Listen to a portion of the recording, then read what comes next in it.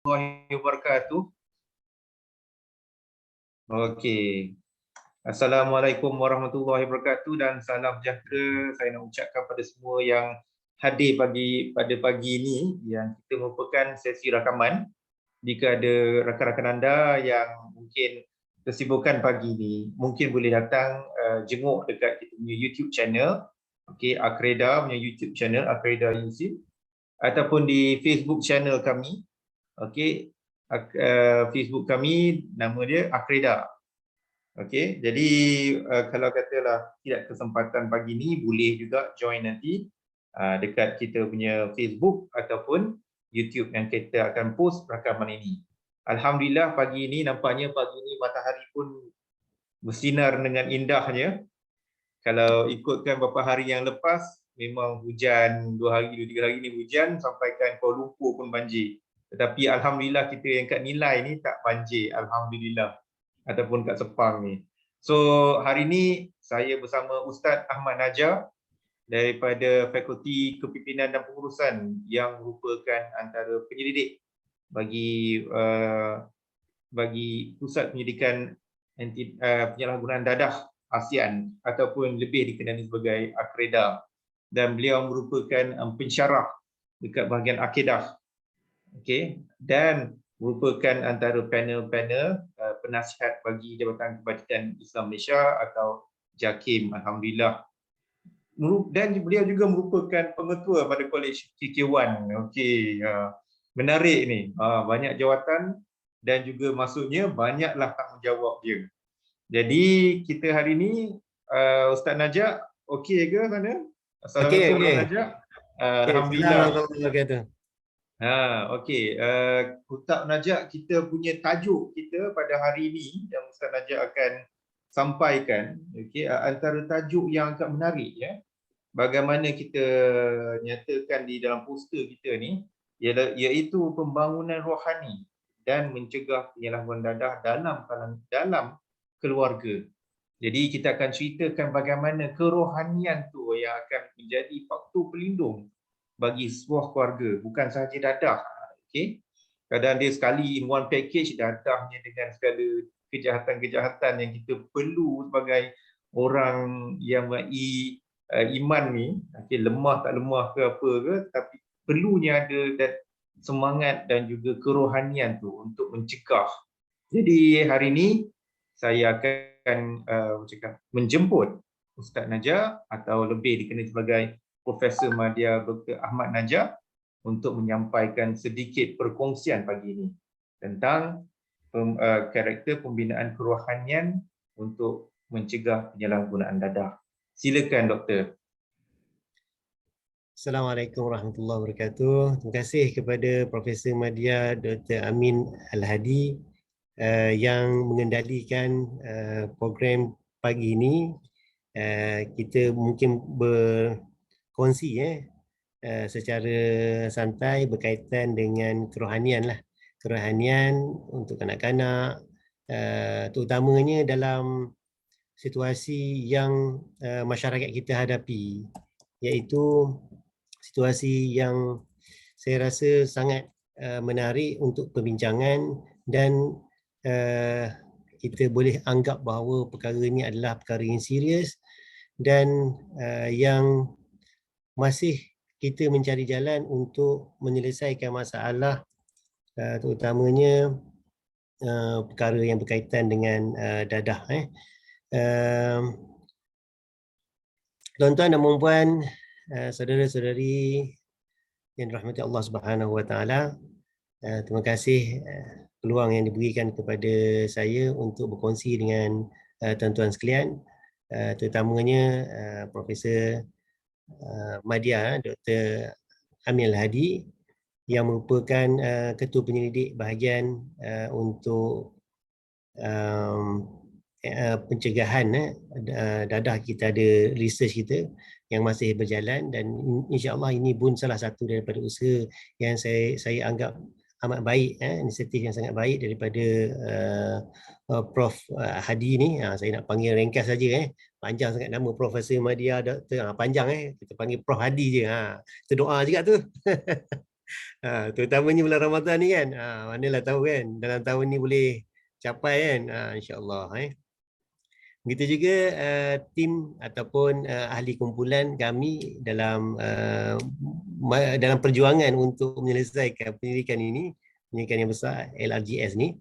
Mudah-mudahan Allah Subhanahu Wa Taala memudahkan urusan kita untuk kita capai apa yang kita rancang, insya-Allah Taala. Jadi perkara yang berkaitan dengan pembangunan rohani ni, pembangunan rohani ni dia kita lebih kepada macam Prof Hadi sebut tadi, kita lebih kepada yang umum kerana perkara yang melibatkan dadah ataupun kita kata dalam Islam tu maksiat lah. Apa sahaja perkara yang berkaitan dengan maksiat, perkara yang melibatkan dosa ni, kaedahnya adalah kaedah untuk kita memastikan bahawa keterlibatan seseorang ataupun anak-anak kita, adik-adik kita, kanak-kanak yang terlibat dengan dosa ini, macam mana kita nak pulihkan mereka, macam mana kita nak berikan kesedaran kepada mereka, bagaimana nak kita nak bantu mereka, dan macam mana kaedah untuk kita sama-sama bergerak dan menunjukkan sikap yang boleh menjauhkan diri mereka daripada perkara-perkara yang salah ataupun berdosa dan sebagainya. Ini adalah masalah yang sangat besar lah bagi saya kerana pendidikan anak-anak ini merupakan pendidikan yang asas daripada kedua ibu bapa, guru-guru dan juga masyarakat sekeliling, jiran-jiran. Kita ni ada anak-anak, kita ada adik-adik kan, adik-adik kita. Macam mana kita nak membantu mereka dan juga diri kita, bukan kita lupa diri kita, kita juga memperingatkan diri kita agar kita tidak juga terlibat dengan dosa-dosa yang kecil ataupun dosa-dosa yang besar. Jadi kalau kita kembali kepada Islam lah, kita kena tengok dululah daripada mana perspektif Islam perkara yang berkaitan dengan pencegahan ataupun cara kita nak melihat perbuatan yang salah itu daripada perspektif Islam. Menurut Islam, ada satu kata-kata ulama ataupun kata-kata yang penting, hikmah. Kata-kata hikmah daripada para ulama, mereka menyebutkan bahawa al-wiqayah khairun minal ilaj. Al-wiqayah khairun minal ilaj. Maksudnya apa? Pencegahan itu lebih baik daripada perubatan ataupun nak mengubatnya. Kerana apa? Kerana bila seseorang itu telah sakit, itu akan menjadi perkara yang sangat sukar untuk kita mengubatnya berbanding kalau kita nak menjauhkan diri daripada penyakit tersebut. Jadi kalau kita dah menjauhkan diri kita daripada penyakit, maka tidak lagi kita memikirkan tentang bagaimana kita nak mengubat penyakit.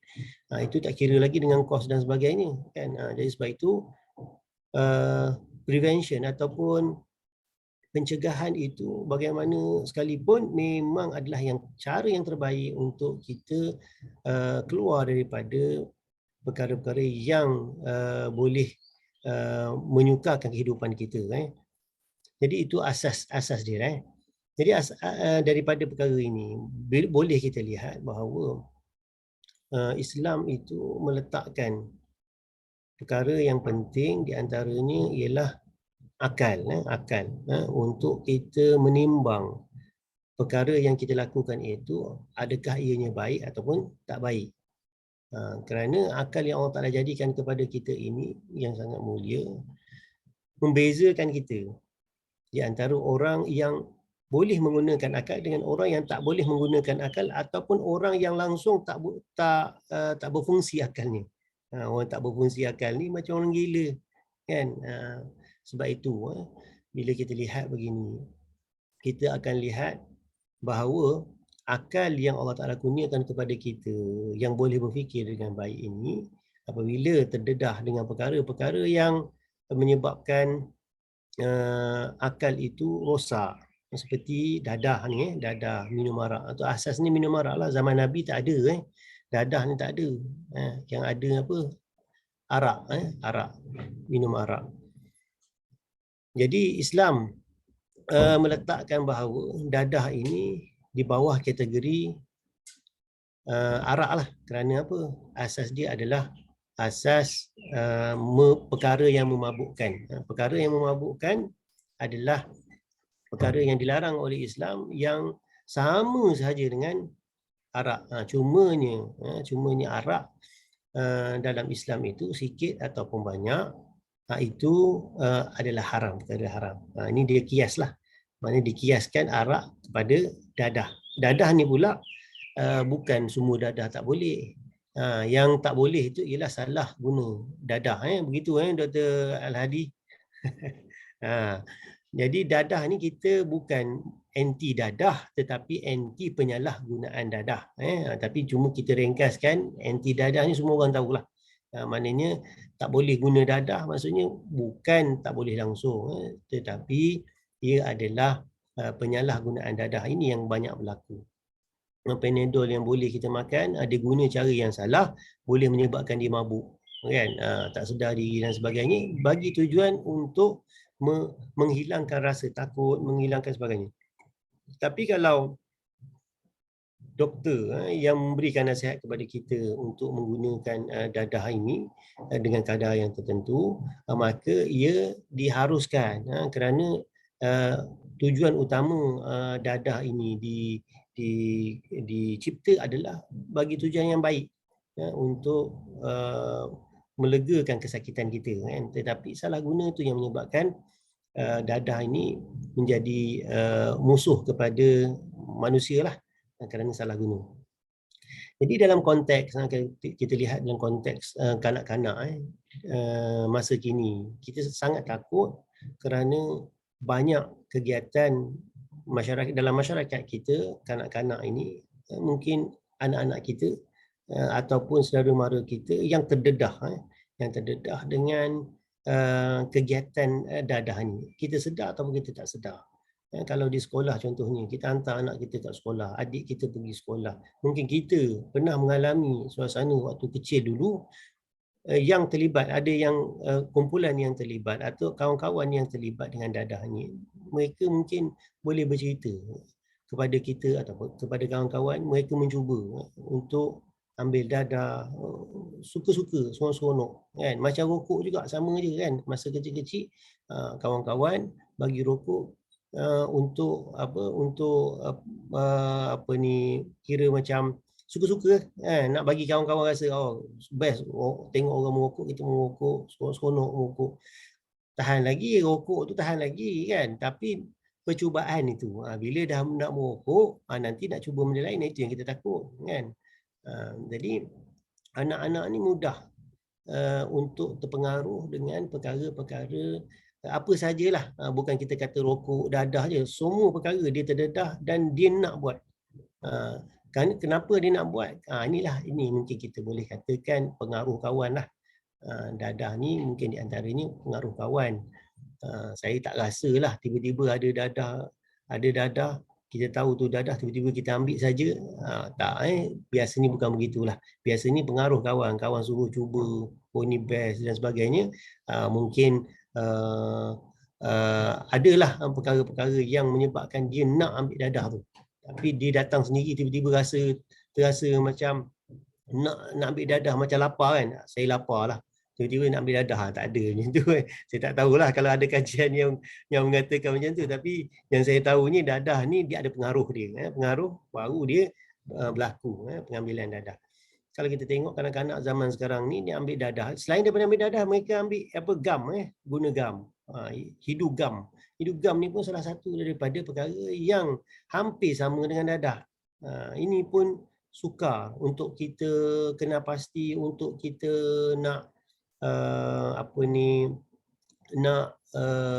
mengenali orang yang terlibat dengan perkara tersebut, melainkan kalau ada laporan ataupun ada yang memberitahu kegiatan tersebut berlaku pada masyarakat kita. ataupun kanak-kanak kan kat sekolah beri laporan kat cikgu-cikgu ada kawan kita ni isap isap gam contohnya, ataupun merokok dan sebagainya lah, perkara yang berkaitan.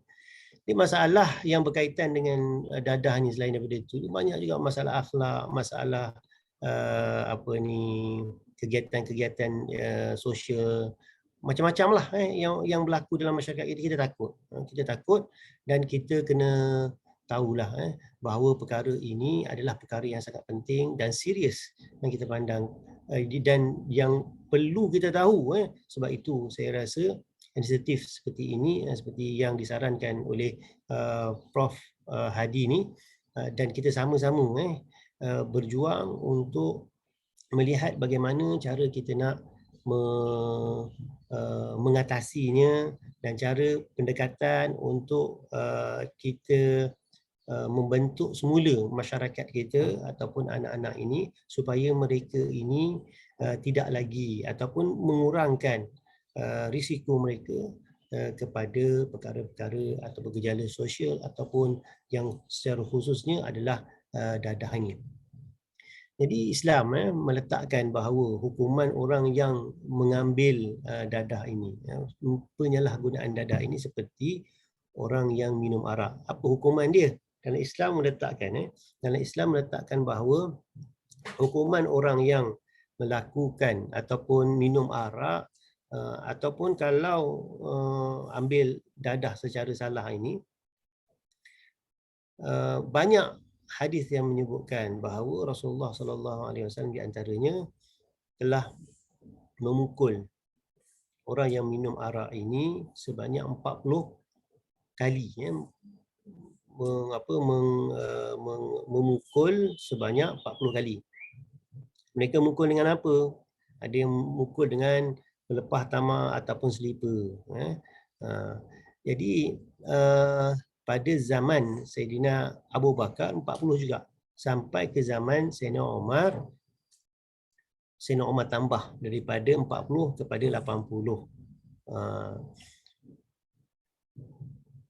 Kenapa daripada zaman Nabi 40, zaman Saidina Umar sampai 80? Kerana Saidina Umar melihat perkara ini boleh diambil secara serius.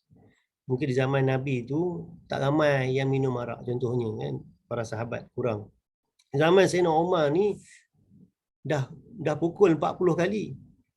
Tengok macam tak rasa apa-apa, dah tak sakit dah kan. Minum lagi. Dia tu kena tambah sampai 80 kan. Macam juga Saidina Umar tambah sembahyang tarawih daripada 20 kepada daripada 8 kepada 20 kan. Tambahan itu bertujuan untuk meningkatkan kesedaran umat Islam perkara berkaitan.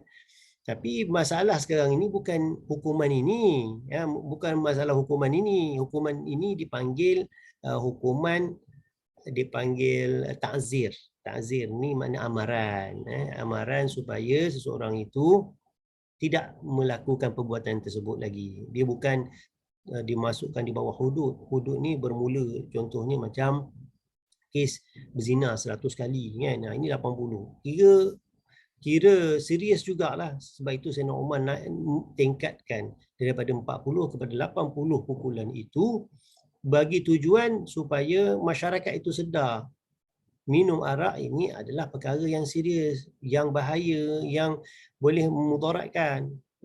Jadi perkara ini telah diijtihad oleh Saidina Umar radhiyallahu an bahawa memukul ataupun hukuman kepada orang yang minum arak ini adalah 80 kali sebatan.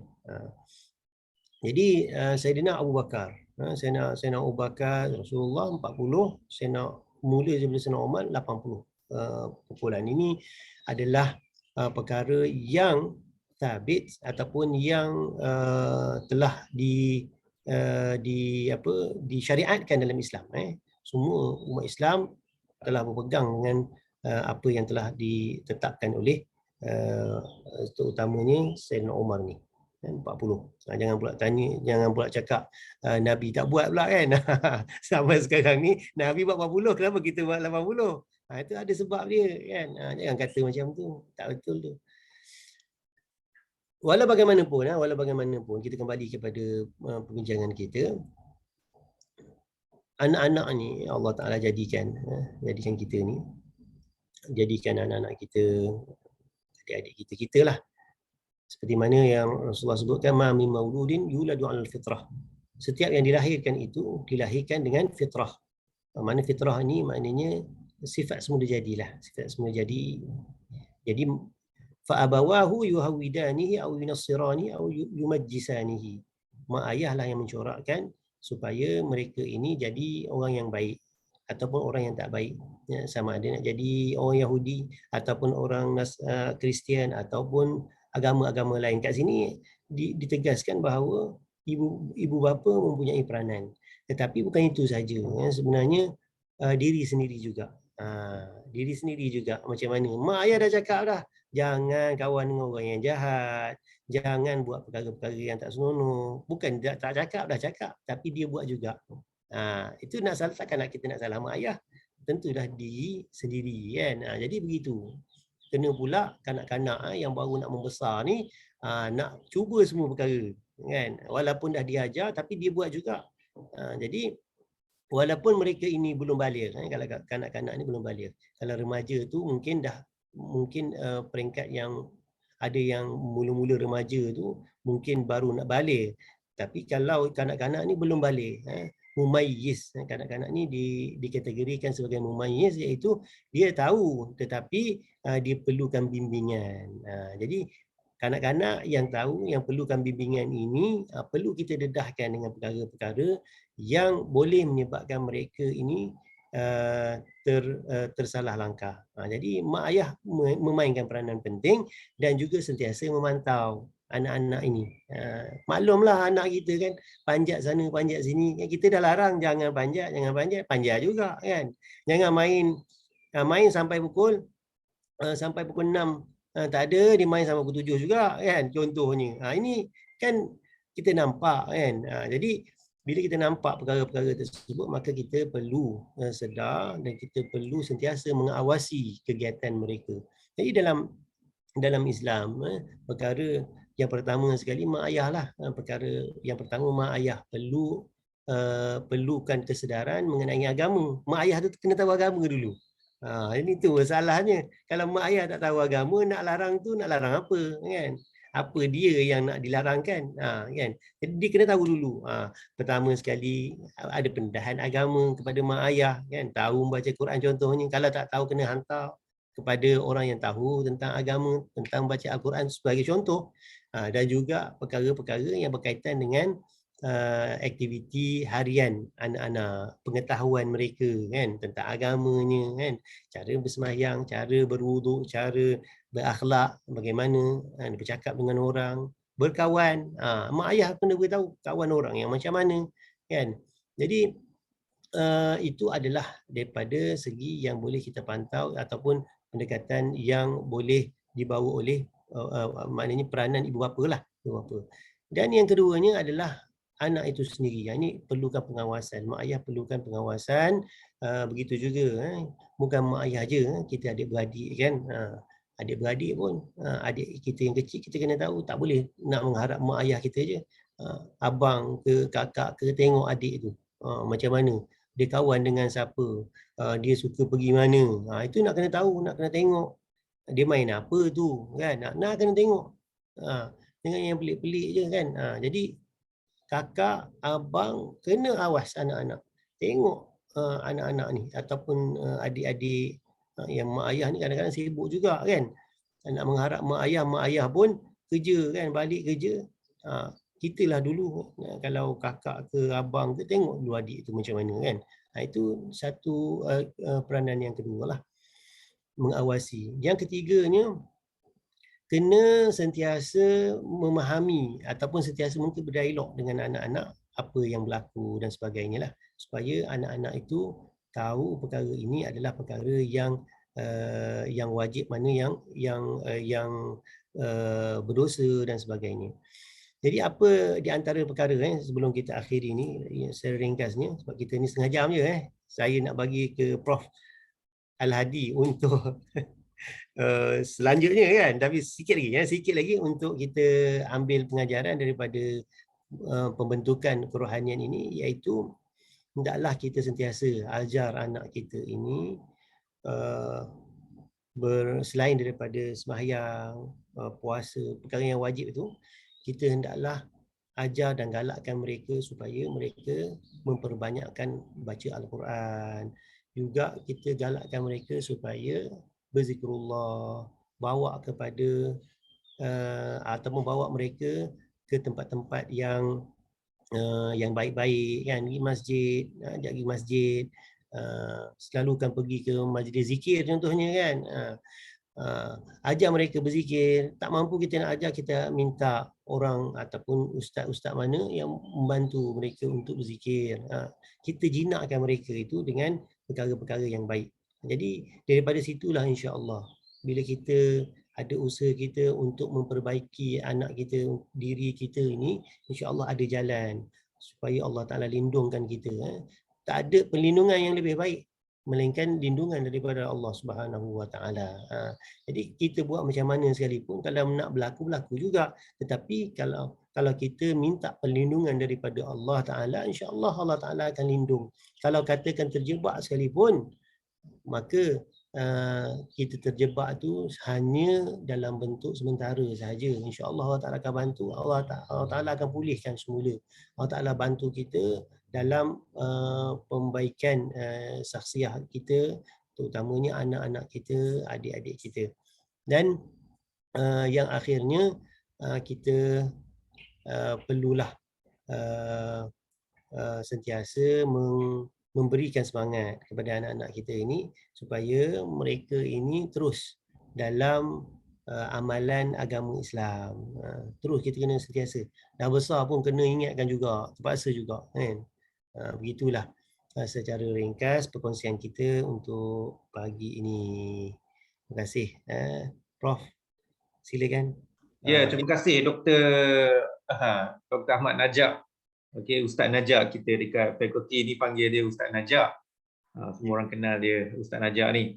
So, kita ada tak dalam kita punya kumpulan kita ni, okey, yang nak bertanyakan soalan kepada Ustaz Najak?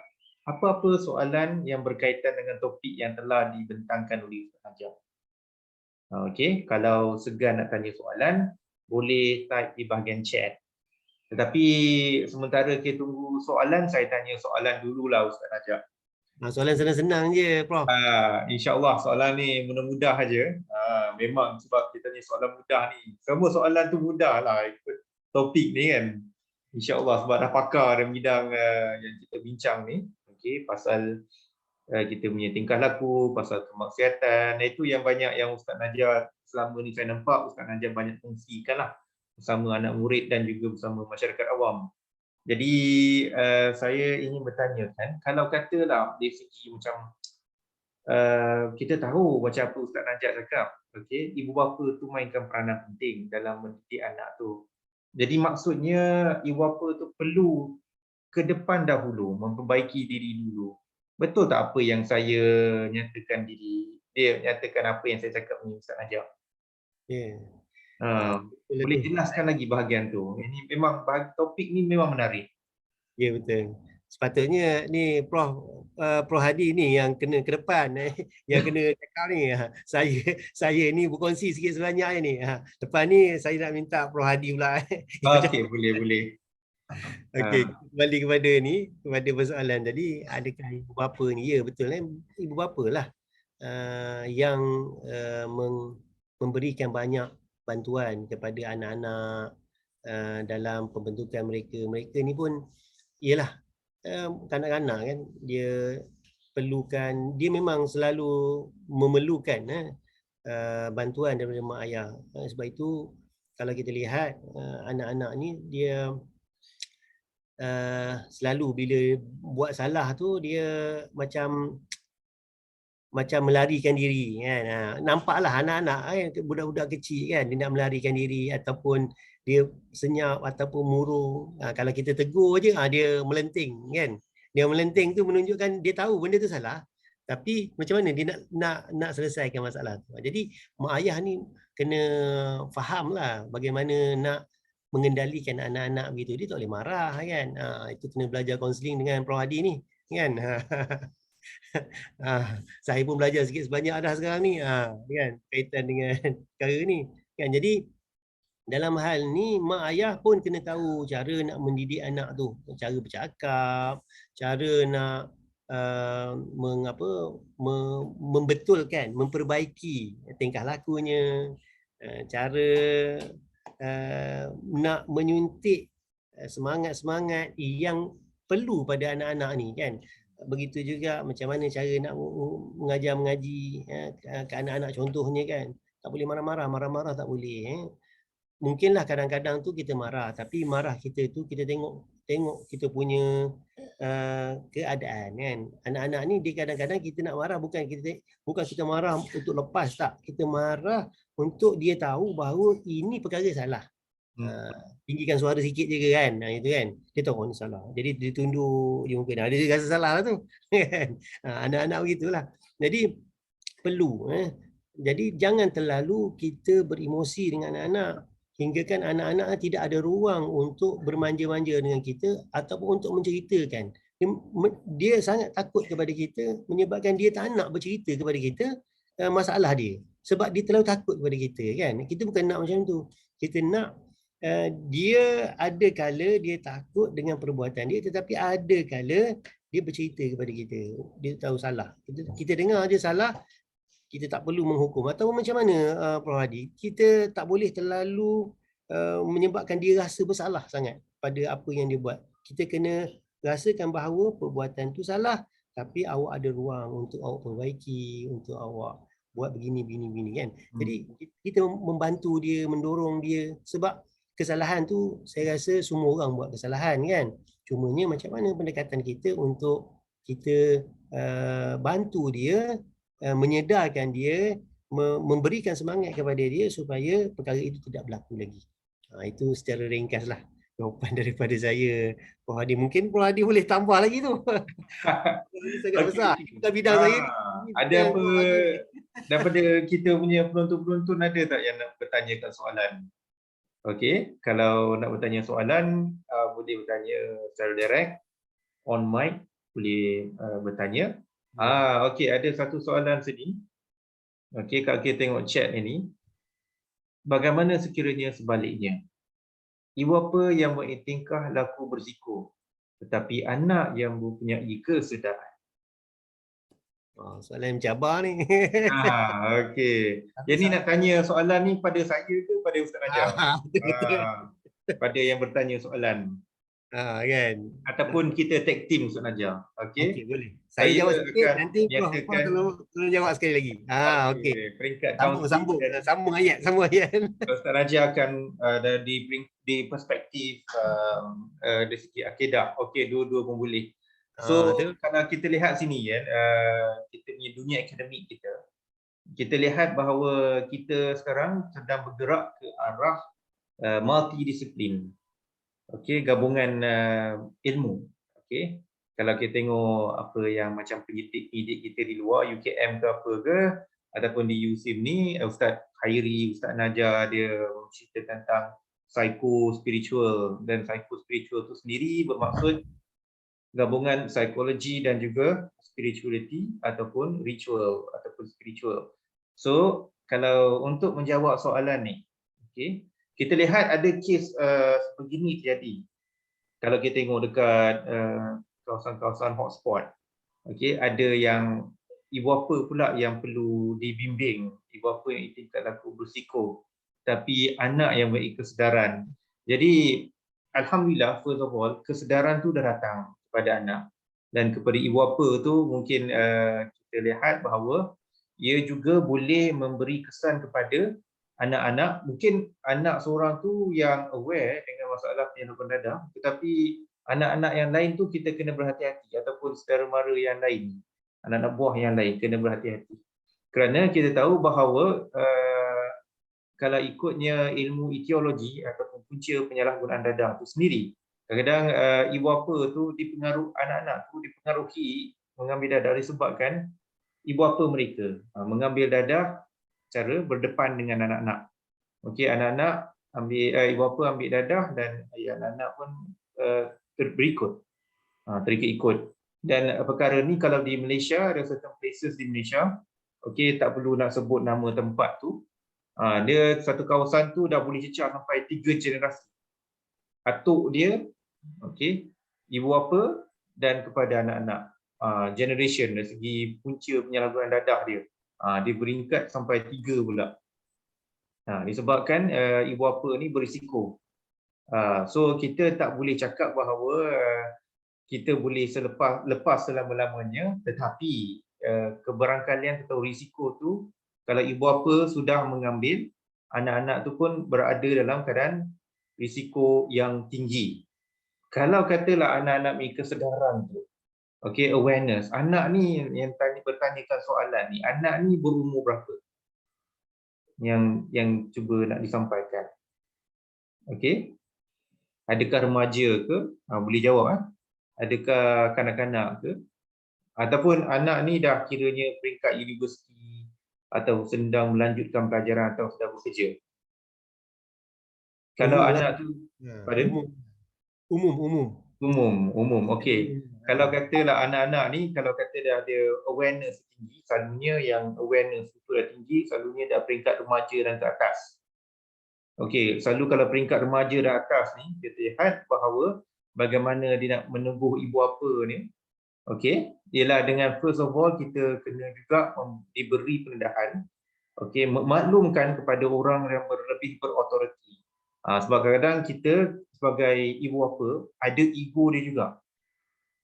Kita kena tahu psychological ni ada ibu bapa ni ada ego dia juga. Tetapi kaedah kita nak menyampaikan tu maklumat dan sebagainya, number one, mungkin kita boleh maklum pada mereka yang lebih berautoriti ataupun lebih berilmu untuk bercakap kepada ibu bapa itu sendiri.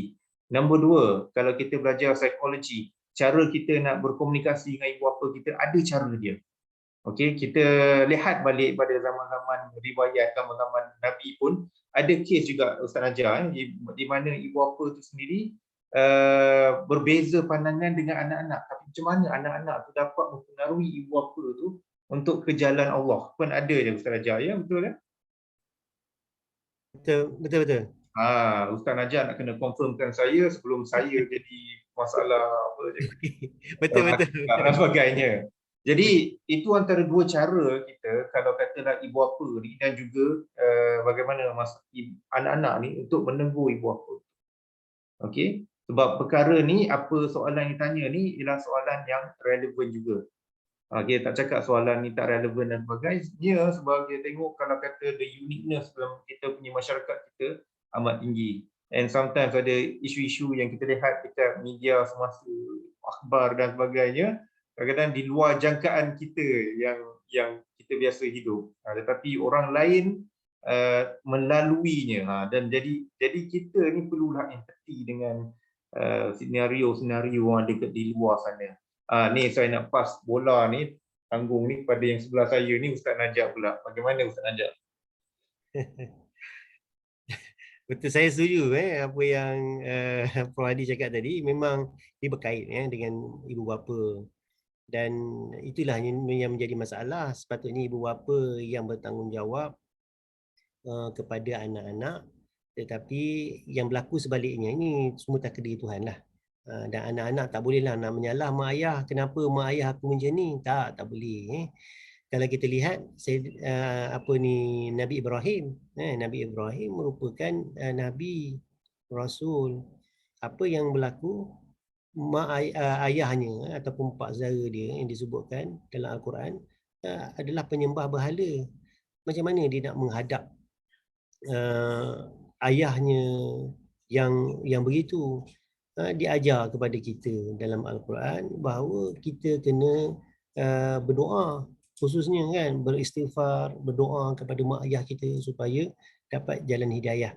Allah Ta'ala berikan hidayah kepada kita bukan disebabkan Allah Ta'ala nak hanya beri hidayah kepada kita, tak.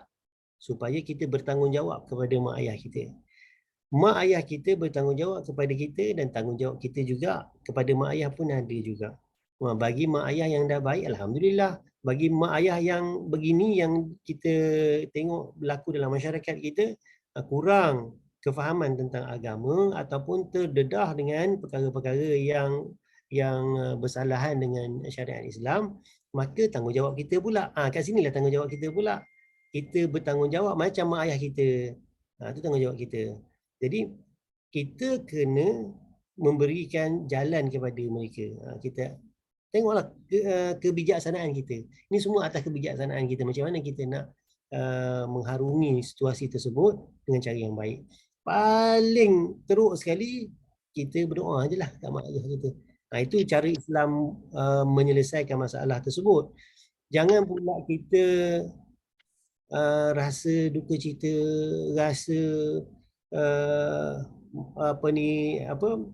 Tuhan tak sayang kita, Tuhan benci kita, aku benci diri aku, keluarga aku, tak boleh. Sebab ini adalah takdir Tuhan. Sebab itu dalam Islam kita dah belajar, kita tahu bahawa adanya qada dan qadar. Qada dan qadar yang Allah Ta'ala tentukan kepada kita, selebihnya kita bertanggungjawab pada diri kita. Kita dah berikan penerangan, berikan pendekatan yang baik kepada mak ayah kita contohnya, tapi mereka tak ikut, itu bukan lagi urusan kita.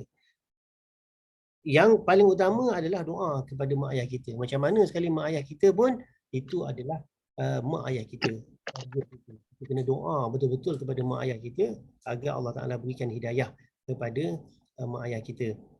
Ada satu kisah dalam zaman Sayyidina Umar. Seorang lelaki datang kepada Nabi. Lalu dia kata kepada Nabi, Sayyidina Umar, datang kepada Nabi ke Sayyidina Umar? Saya lupa, Sayyidina Umar tak silap ni. Lalu dia kata, wahai Amirul Mukminin, anak aku ini telah derhaka pada aku. Telah melakukan perkara yang bertentangan dengan syariat kepada aku. Dia derhaka. Sayyidina Umar kata, apa yang dia buat? Oh, dia telah buat begini. Dan akhirnya Sayyidina Umar kata, begitu panggil anak tersebut. Nak hukum anak tu derhaka dan sebagainya, kena panggil, kena tengok apa yang berlaku sebenarnya. Jadi Sayyidina Umar panggil anak tersebut. Dia tanya, wahai si fulan, awak anak orang ni ke? Awak anak sekian? Ya saya. Ayah awak kata, awak ni derhaka kepada dia. Lalu anak ni, dia kata, wahai Amirul Mukminin, adakah layak aku ini digelar sebagai penderhaka kepada mak ayah aku, sedangkan aku ini sejak aku dilahirkan, mak ayah aku berikan nama kepada aku seburuk nama. Nama begini, nama aku sekian. Kemudian dia tidak didik aku, tak pernah didik aku. Dia buat begini. Dan hinggalah aku jadi begini. Maka Sayyidina Umar pun panggil balik semula ayah dia. Tuan, mari sini. Disebabkan yang awalnya Tuan melaporkan bahawa anak Tuan ini telah derhaka, sebenarnya Tuan telah derhaka kepada anak Tuan sendiri dulu. Sebelum dia derhaka kepada Tuan, sebenarnya Tuan telah derhaka kepada anak Tuan. Tuan telah berikan nama yang tak elok, Tuan tak didik dia sebenar-benar didikan dan menyebabkan anak Tuan jadi dalam keadaan begini, derhaka kepada Tuan. Jadi ini bagi kita bahawa ini satu pengajaran bahawa bukanlah 100% didikan itu daripada mak ayah, tetapi juga adalah kesedaran pada individu. Jadi derhaka anak tersebut, walaupun hasil daripada didikan mak ayah, boleh tak kita nak salah kepada mak ayah? Tak boleh jawabnya. Maknanya bila kita dah sedar, kita dah tahu itu adalah perkara yang jahat, yang buruk, maka kitalah sendiri yang mengubah diri kita sendiri. Innallaha la yughayyiru ma biqaumin hatta yughayyiru ma bi anfusihim. Sesungguhnya Allah Subhanahu Wa Taala tidak akan mengubah sesuatu kaum melainkan kaum itu yang mengubah diri mereka sendiri. Laha ma kasabat wa 'alaiha maktasabat. Diri sendirilah yang bertanggungjawab apa yang dilakukan. Mak ayah tak tak dikira untuk diri kita kan. Nanti kat akhirat nanti katalah mak ayah kita berdosa. Allah Ta'ala tetap tanya kepada diri kita. Mak ayah kita tak semayang untuk kita, tak puasa untuk kita, tak melakukan kebaikan untuk diri kita. Kita yang bertanggungjawab atas diri kita. Dan tanggungjawab di antara tanggungjawab kita adalah membantu orang yang tak faham tentang agama kepada faham kepada agama. Terutamanya kalau mak ayah kita yang terlibat dengan perkara-perkara yang salah. Kita bertanggungjawab untuk membantu mereka sekurang-kurangnya dengan berdoa kepada Allah Subhanahu Wa Taala. Jadi itu adalah secara ringkas perkongsian kita berkaitan dengan soalan yang diajukan kepada kedua panel. Oh, kita dua panel lagi ni. Okey, terima kasih banyak yang bertanya dan mudah-mudahan terjawab perbincangan kita atau yang berkaitan dengan tanggungjawab mak ayah dan juga tanggungjawab kita. Okey. Okey, alright. Saya rasa soalan tu yang timbul dekat kita punya chat. Okey lah tu, ada soalan tu, alhamdulillah lah. InsyaAllah. So, jadi ada soalan-soalan lain ke yang nak ditanya secara direct?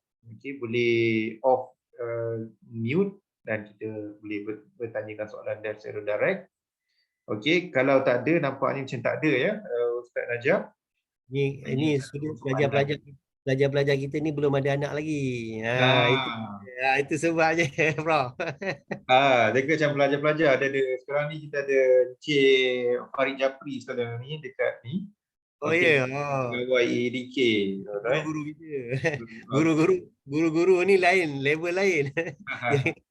Kita berkongsi yang pelajar-pelajar ni. Okey. Jadi dengan ini saya ingin mengucapkan terima kasih. Okey, ada apa soalan ke? Ni Uzaimah Mustafa ada soalan ke? Tak ada. Alright.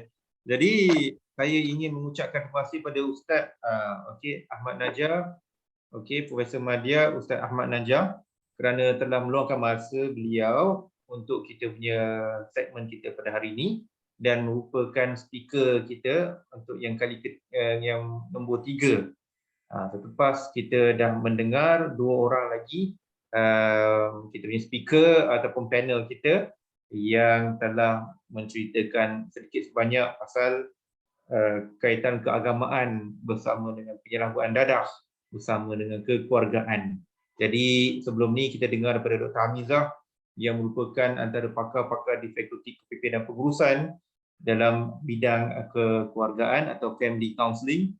Yang kedua, kita dah dengar daripada penyelidik yang terkenal iaitu Ustaz Dr. Profesor Madya Dr. Ahmad Khairi, Ustaz Khairi.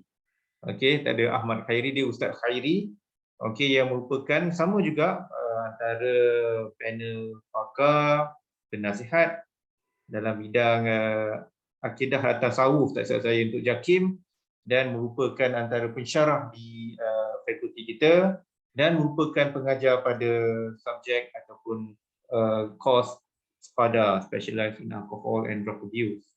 Jadi yang ni Ustaz Najah merupakan pembentang kita yang ketiga, panel atau speaker kita yang ketiga, dan insya-Allah kalau ingin mendengar dengan lebih teliti dengan lebih jelas speaker-speaker yang sebelum ni termasuklah Ustaz Najah, bolehlah layari Facebook Akreda USIM. Tak lama lagi kita akan post kita punya interview ataupun kita punya perkongsian kita sama pakar-pakar kita di page berkenaan atau di YouTube channel Akreda USIM. Jadi dalam masa sama saya ingin mengucapkan terima kasih Ustaz Najah. Terima kasih kepada semua. Assalamualaikum dan salam sejahtera. Selamat berpuasa. Terima kasih Dr. Tadi. Yang lain.